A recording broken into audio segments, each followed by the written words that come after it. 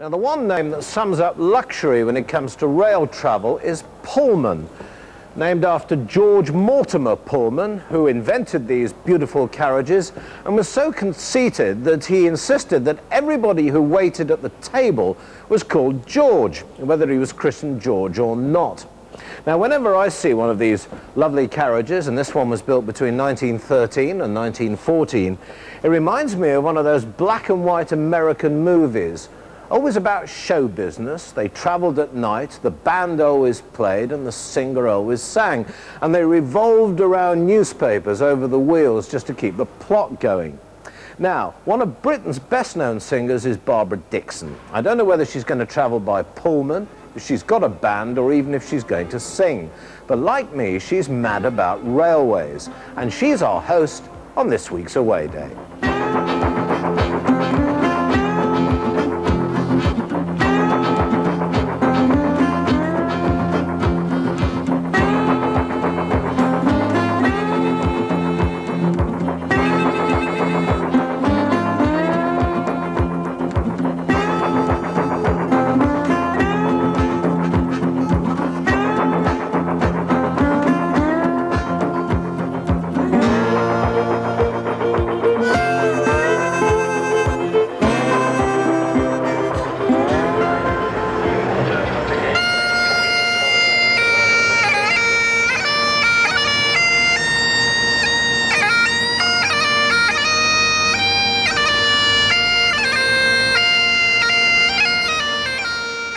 This journey is different. It isn't often that you're greeted by a Highland piper and royal carpet when you're catching a train, but this is the Royal Scotsman. Dan Myers, Mr. Myers from Tampa. Welcome aboard. Departing weekly for a grand tour of the Highlands, the Royal Scotsman is the epitome of style and elegance. These carriages, carefully and lovingly restored, are reminiscent of the grand age of Victorian travel. Pity it's a diesel. We're off, and for the next few days this is going to be home, and some of my travelling companions have come a long way for this trip.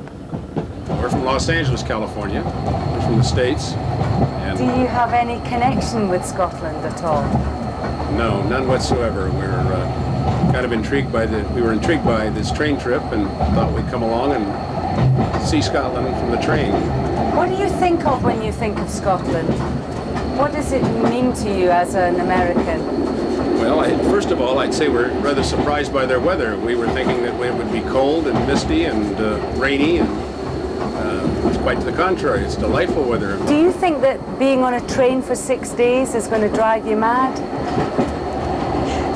I certainly don't, and the fact that we get off every day is very important. We have been on a cruise or two, and we enjoy it only if we can get off and see the area too.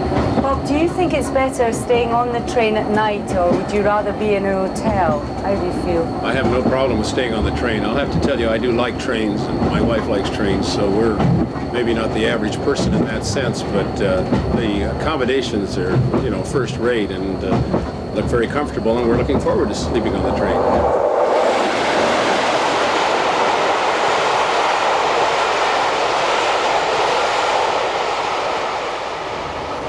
This is the observation car, one of the 3 day coaches in which you can sit back and enjoy the view. Then there's the library if you want a quiet read or just to sit and write your postcards.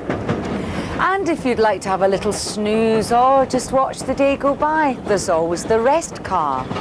At meal times you can eat in the main dining car, 2 to a table, or with a group in this rather elegant dining saloon. Or if you're a smoker, banished away into this little room to puff away at your heart's content. And at night you can lay your head down in one of these luxury twin cabins and dream about how much it's all costing you. Prices start from £980 for a single cabin on the 3-day West Highland tour. But for the whole thing, let's say the whole for 6 days, the best cabin. The best cabin, £2,820. Is it value for money? My guests tell me so, yes. The train manager is John Seeger. They're seeing some spectacular scenery in a very luxurious and sedate way, in a way in which they can travel Scotland and have a cabin here with them and eat meals while travelling through the glens and the mountains. For most people, it's the only way to see Scotland.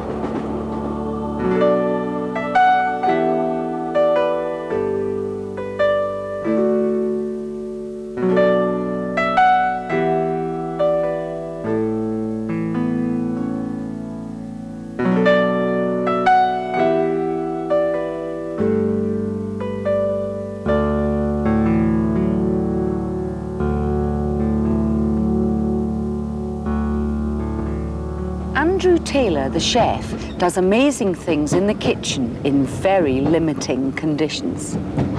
This is a tiny kitchen. How do you manage to cook in here? You get used to the space. You just have to be very, very organised and tidy all the time. Were you trained on a train? Not initially, no. I was trained in a kitchen that was 30, 40 times this size when I first started working. In an hotel? Yes. How do you manage to shop? What do you do about shopping? Most of our shopping's done via local suppliers as we travel around on the telephone, and they meet us at rural train stations around the route. So what happens if the train is a couple of hours late? Then the suppliers have to wait for us. But we've got a good understanding with them, so they wait for us or we pick it up somewhere else.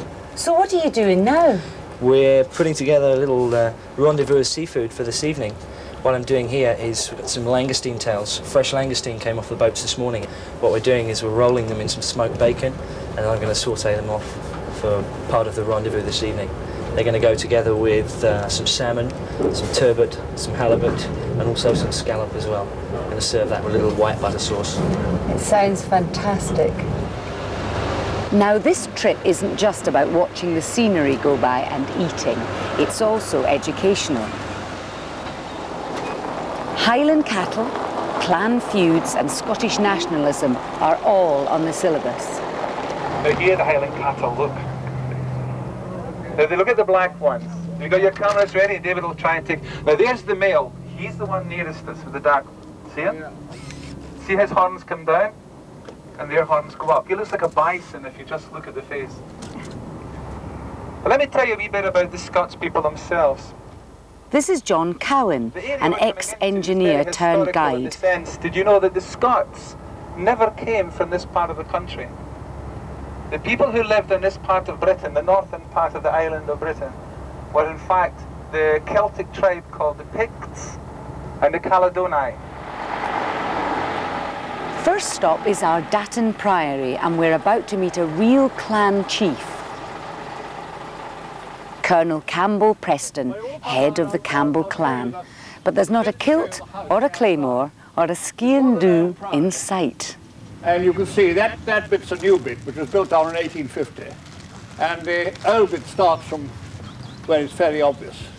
We are just from the end of the veranda going that way. The old bit dates from 1230. And there were Some of the American visitors are surprised to meet a Highland chief with an English accent. It was a very, very strict order. They weren't allowed to speak. They had to wear hair shirts. They had to sleep in their boots. So after a bit, sort of fell off. The tour of the house lives up to all of our expectations. It's quite an interesting picture. It's General George Preston, who was distinguished insofar as he defended Edinburgh Castle in both the 15 and the 45. In the 45 rising, he was an old boy of 85, and he was brought back in because the then governor of Edinburgh Castle was rather suspect. They thought he was going to capitulate to Prince Charles Edward, who'd already captured Edinburgh. The chap on the white horse with his hand over his breast is George III, and his grandfather George II is in the coach behind him. And the other, it's not a coach, it's a hut sort of thing. The other hut is the timekeeper, timing the horses, they went on the gallop. We'll notice when you go in to taste our stuff that The Colonel's nephew Robert runs nearby Inverore Smokehouse and is very much a chip off the old block.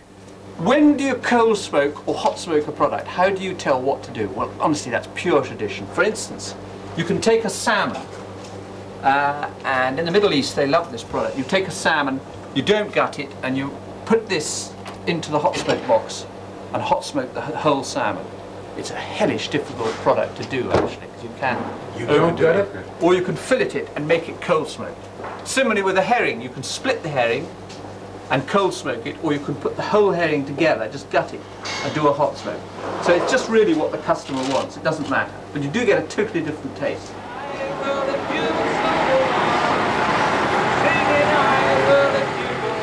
Time to get back on the bus and have a Scottish sing-along. Oh, you can't shove your granny off the bus, off the bus. Oh, you can't shove your granny off the bus, off the bus. Oh, you can't shove your granny, 'cause she's your mommy's mommy. Oh, you can't shove your granny off the bus, off the bus. There we are.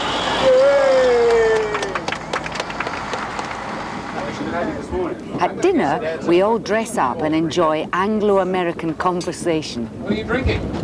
Anything I get.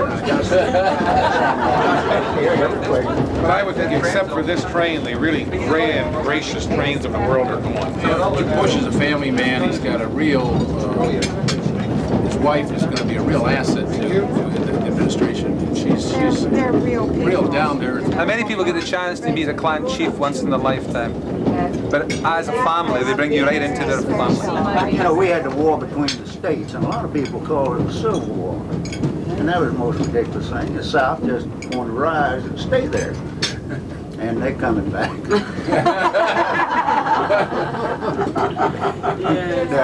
Bob, they are people that north of the Mason-Dickson line.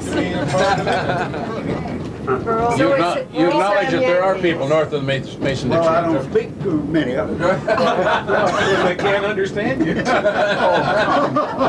You Yankees will never know.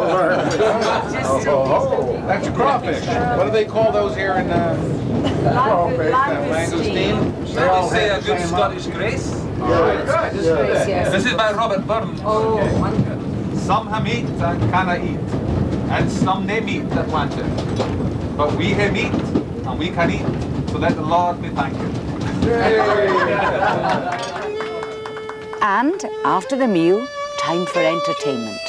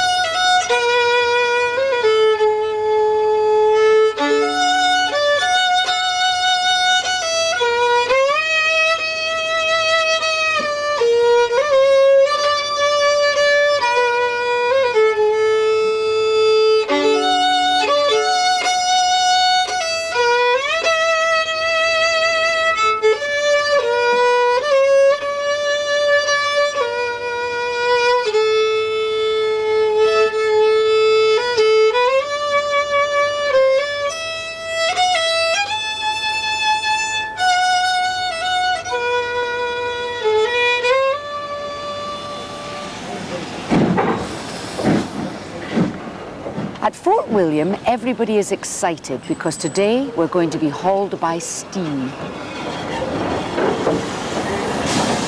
How old is the train? How old is the engine?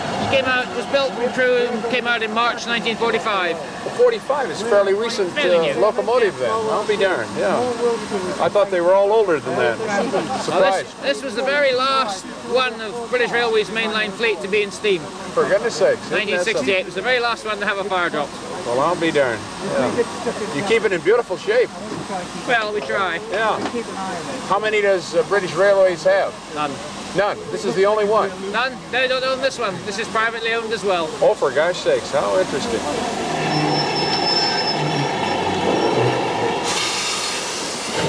I have to say I've been on this line before, but it is one of my favourites and I never tire of it.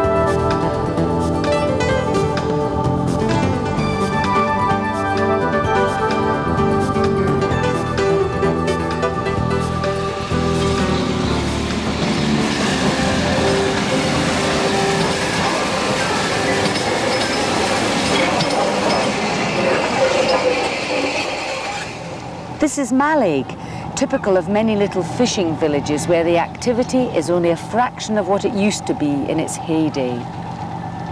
But for railway travellers, it's either a ferry to the Kyle of Lochalsh or back to Fort William.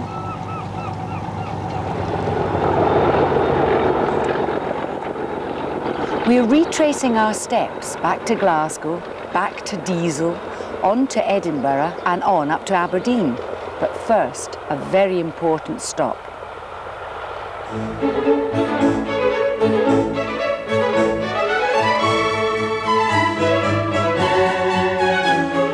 This is Glamis Castle, famous for its connection with the royal family and a Shakespeare Scottish play that actors never name.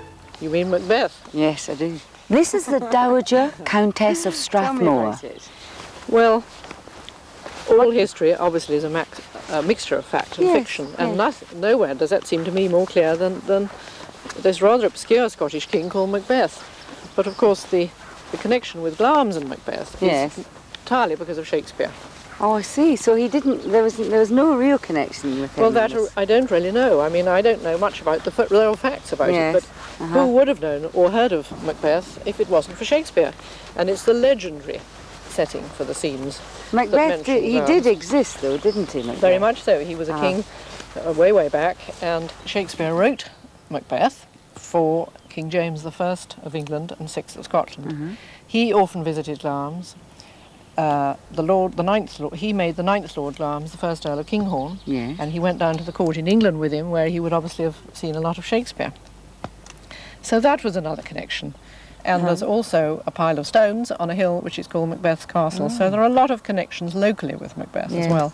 But another fact is that Shakespeare visited Perth with Lawrence Fletcher, who was his partner at the Globe, and they were sent to Aberdeen to entertain King James VI of Scotland by Queen Elizabeth I. And I like to think, and a lot of other people I think agree with me, that it was very likely that Shakespeare and Lawrence Fletcher visited Glamis on the way past to get to Aberdeen. That's right. Well, from Perth to Aberdeen they'd come very close, wouldn't they? Yeah. This castle, most people know in the country, has a great connection with our present royal family. What is that? Was the Queen Mother born here? No, she wasn't born here. She was born in the south, but her father inherited Glamis when she was 4 years old, so she spent a great deal of her childhood here, particularly in the summers.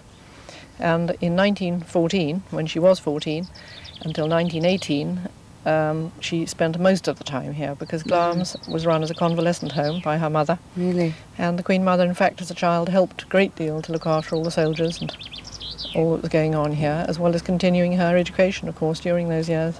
Why was she here? What was she doing here when Princess Margaret was born in this castle? Because she was born here, wasn't she? Yes, she was born here in August 1930. Well, I think they always came to Glamis in the summer, and so I suppose they didn't want to disrupt their routine. And also, perhaps it was nice to think that a royal baby would be born in Scotland after some time. Yes, indeed. It must have been a long time since But I think probably the main fact was that she'd had the Queen in her parents' house in London, in Bruton Street, and she was going to have her second child in their home in Scotland. I think in those days people went home probably quite a lot to have their Yes, I think I'd rather be born in Glamis and Bruton Street in London, wouldn't you? Well, it's a lovely place to be born, and everybody here remembers it with great joy and affection. There are still many people who tell me their memories of that day. Is it really a magical place? It looks rather imposing. I think it's a totally magical place. Even though I live here and come down the drive sometimes several times a day, I never fail to get a lift to my heart as I drive down, because it somehow is everything that you think a castle is, and it's steeped in history, and it's also, which is so lovely, it's still a family home, which it has been for so long. My husband's family have lived here since 1372, which is a very long time. If I may, I would love to read you some words that are at the beginning of the guidebook, which I think sum up Glamis. Can I do that? Yes. Did you choose these? I did. They were written by the Reverend Sturton, who wrote a history of Glamis, and I think they sum up everything that I feel about it. So long as poetry, romance, religion have a place in Scottish life and character, this castle of dim memories, of secrets and haunting shadows, crowned with the beauty and dignity of years, will win men's hearts by a mysterious fascination.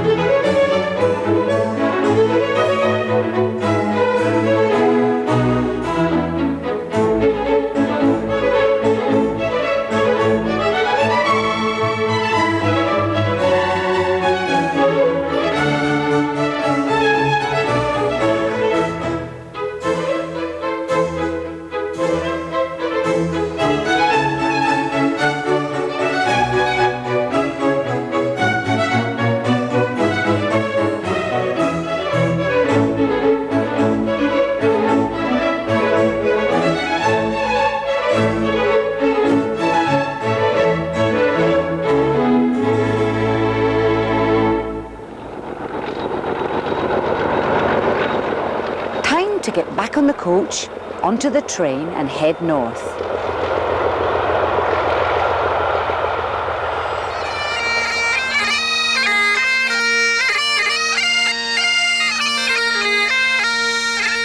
This is the Strathisla Distillery.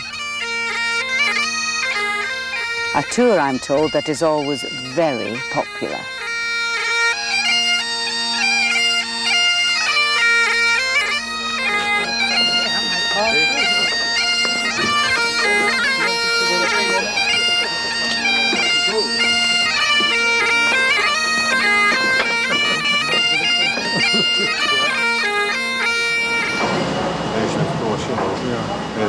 Again, it varies, you know. But on the second distillation, it would be somewhere 28, 30 over proof. So 40% alcohol is 80 proof. Yeah. Oh, well, Yeah. I just Different know. countries have different sort of ratings for it, you know. But when it comes off the still, it's pretty potent.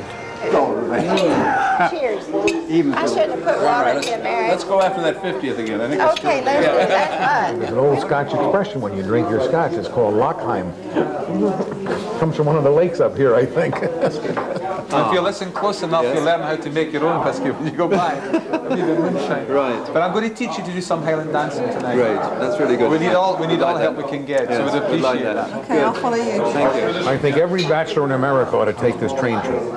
The women who work that train are wonderful. They're young, they're beautiful, and they're pleasant.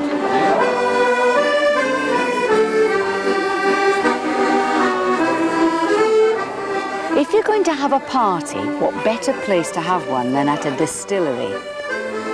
And the guests are certainly entering into the spirit of the occasion.